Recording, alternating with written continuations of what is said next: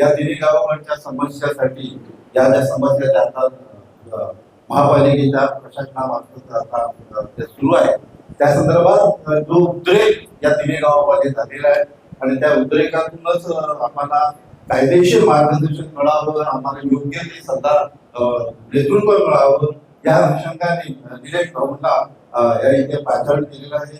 मी निलेश भाऊंकडे, निलेश भाऊ हे आपले बाळामामा म्हात्रे खासदार, निवडणुकीचे खासदार यांचे स्वीय सहाय्य आणि त्यांचे सल्लागार आणि चार्टर्ड अकाउंटंट अशा भूमिकेमध्ये असतात आणि या संदर्भात आमच्या शिरोसी संघटनेच्या समस्येसाठी आम्ही त्यांच्याकडे गेलेलो होतो. त्यांच्या कार्यालयामध्ये जवळ 2.5 तास आमचं चांगलं डिस्कशन झालं, थोडं टेक्निकली मुद्द्यावर त्यांनी घेतलेला आहे आणि त्यांना रिपोर्ट पण द्यायचा माझ्याकडून थोडासा लेट झालेला आहे. थोडासा याच्यावर पण बरीचशी चर्चा झालेली आहे त्याच्यावरती. तर निलेश भाऊ, या आमच्या राई मुलगा मुलगा या गावाची परंपरा आणि इतिहास आहे की आम्हाला संघर्ष करावा लागतो. आमच्या पूर्वजांपासून आम्हाला संघर्ष करावा लागतो. मिठागराच्या जमिनी असू दे, आमच्या भूमिपुत्रांची असू दे, या सर्व बाबतीत. आणि कसं आहे, या राई मुलगा मोरामध्ये जेवढ्या ऍग्रिकल्चर शेतीच्या जमीन आहेत त्याच्या सराउंडिंग आमची मिठागराच्या जमीन जवळजवळ 3000 एकर लँड ही शिरोत्यांची आहे. आणि या आमच्या तिन्ही गावावरती या शासनाकडनं जवळजवळ बरेचसे अन्याय झालेले आहेत आणि आमच्या लोकांनी त्यासाठी संघर्ष केलेला आहे. मंत्र्यांना आझाद मैदानावरती आम्ही आंदोलन देखील केलेलं आहे, मोर्चे काढलेले आहेत, सर्व केलेलं आहे. तर संघर्ष हा आमच्या पिढीचा, म्हणजे आमच्या पूर्वजांचा वसा आहे. आम्ही करीत आलेलो आहोत.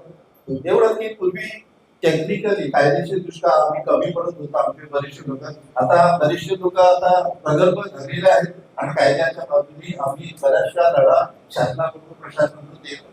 तर मी तुम्हाला मोजकेच विषय सांगतो की आता विभागाचा विषय मी तुम्हाला थोडं सांगितलं, त्याबद्दल आपल्याला ते वेगवेगळं करायचं आहे. बाळामामांच्या माध्यमातून ते आपल्याला न्यायचं, कारण आपल्या समाजाचे एकमेव खासदार दिल्लीमध्ये आहेत बाळामामा म्हात्रे आणि त्याचा आपल्याला लाभ आपला उपभोग करून घ्यायचा आहे. त्याबद्दल माझं निलेश भाऊंशी चांगलं बोलणं झालेलं आहे. तर आमची जी गावं आहे, गावठण आहे, आता पूर्वी या गावठाणामध्ये आमचे सनद होत, सनद आहे, सिटी सर्वे झालेला नाही. आता जास्त आमचं काम सुरू आहे, अजून तो पूर्णावस्थेत आहे. सिटी सर्वे झाल्यानंतर प्रत्येकाला प्रॉपर्टी कार्ड मिळते, कारण महानगरपालिका झाल्यानंतर ते कायदेशीर होणं गरजेचं आहे. पण आमच्या प्रशासनाकडून ते लेट झालेलं आहे. त्याच्यामुळे ही समस्या आहे, प्रॉब्लेम निर्माण झालेला आहे की आम्हाला आता आमच्या लोकांचा जो यक्ष प्रश्न जो आहे की गावठण आणि गावठणामध्ये असलेली आमची घरं किंवा गावठणाच्या परिसरात आमच्या मालकी हक्काच्या असलेल्या जागा, याच्यावरती आम्हाला आमच्या स्वतःच्या कुटुंबियांच्या विस्तारासाठी आम्हाला घरं बांधायची असतात किंवा आमचं बांधकाम करत असतं. तर ह्याबद्दल लोक अनभिज्ञ आहेत बऱ्याच बाबतीत की काही लोक आपल्या नगरपालिकेच्या अधिकाऱ्यांना शेती बिल्डिंग वगैरे करून बांधतात आणि त्याचे दुर्लक्ष केलं जातं. पण ती सर्व अनभिज्ञ होते. आमच्याकडे जे बांधकाम होतात यांना परमिशन दिली जात नाही. बाकी भाऊनी तो मुद्दा मगाशी सांगितला आहे. आणि कसं आहे, तुम्ही तो मुद्दा उपस्थित केला परमिशनसाठी. कायद्याच्या बाबतीत परमिशन करायला गेलं तर आम्हाला लोकांना ते परवडणार नाही. कारण कसं असतं, माझी एवढी जागा आहे, या एवढ्या जागेत मला माझं हे पण सोडायचं नाही, काढून सोडायचं नाही. आम्ही म्हणतो ना बांध किंवा एखाद्या घराची बाउंड्री त्याच्यामध्येच बांधायचं. नगरपालिकेत परमिशन मागायला गेलं कायद्याप्रमाणे तुम्हाला सराउंडिंग जागा सोडणार असतात, त्या नियमामध्ये आम्ही बसत नाही. त्याच्यामुळे ही बांधकाम अनधिकृतच होतात आणि त्याच्यामध्ये परमिशन परमिशन दिली जाते. पण डीप कन्व्हेन्सचा प्रकार आहे, त्याबद्दल तुम्ही मार्गदर्शन करा. डीप कन्व्हेन्सचा प्रकार. आणि दुसरं असं की गावठण, आपण जे राहतो तिकडे गाव हे गावठण आहे, पण गावठण हे महानगरपालिकेमध्ये गावठण विस्ताराचे रूट. कारण कसं आहे, गावठणामध्ये सराउंडिंग आपल्या लोकांना जेव्हा कुटुंबाचा विस्तार होतो तेव्हा त्यांच्या घर बांधण्यासाठी 10% जागा मार्जिन ही गावठण क्षेत्रामध्ये कायद्यामध्ये ग्रामपंचायतीसाठी लागू होते. असं बघायची आम्ही निलेश भाऊंशी चर्चा करताना त्यांनी मला खुलासा दिलेला आहे.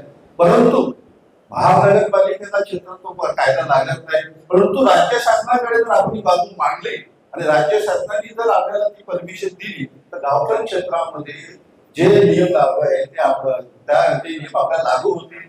सराउंडिंग 10% जी मार्जिन असते ती मार्जिन त्याचा देखील लाभ आपल्याला घेता येईल. त्याबद्दल दिनेश भाऊ आपल्याला मार्गदर्शन करतील. हा एक मुद्दा झाला. आणि दुसरा रस्ता रुंदीकरणामध्ये आता आमच्या ग्रामपंचायत काळात पूर्वीपासून जे रस्ता तो होता आणि त्या रस्त्यालगतच आमची गावठाणं बसलेली आहेत आणि लोकांची जुनी घरं आहेत. ग्रामपंचायत पासून नवीन समजा जे काही बांधकाम झाले ती समजा एक अपवादच नाही, पण पूर्वीचे जे आहेत ग्रामपंचायत काळापासून जे बांधकाम आहेत आणि आता लोकांकडे आमचं मालकीचं हक्काचं घर आहे आणि आम्हाला परमिशन पाहिजे. तर याच्यासाठी जर आम्हाला जर गावठाण क्षेत्र जर तिथं झालं आणि शासनाने आम्हाला गावठाणासाठी काही सूट दिली त्यांच्या शासनाने तर आम्हाला या धोक्यापासून थोडस रिलीफ मिळेल असं मला वाटतं. त्याच्यावरती तुम्ही एक विश्लेषण करा आणि बाकीचे जे टेक्निकली मुद्दे आहेत ते आपण मगाशी चर्चामध्ये घेतलेलेच आहेत. आता मगाशी आमच्या सचिव ज्यामध्ये मंत्र्यांनी उल्लेख केला त्या गणपती विसर्जन तर गणपती माननीय गणपती विसर्जनाचा काय प्रकार तर आमची जी तिन्ही गावामध्ये जी तलाव आहे ग्रामपंचायत काळापासून आमच्या लोकांनी बांधलेली, काही लोकांनी आपल्या स्वतःच्या जमिनी दिलेल्या आहेत कारण का त्यावेळी पाणी साठवणं तलाव आणि विहिरी ही फार दोनच साधनं होती.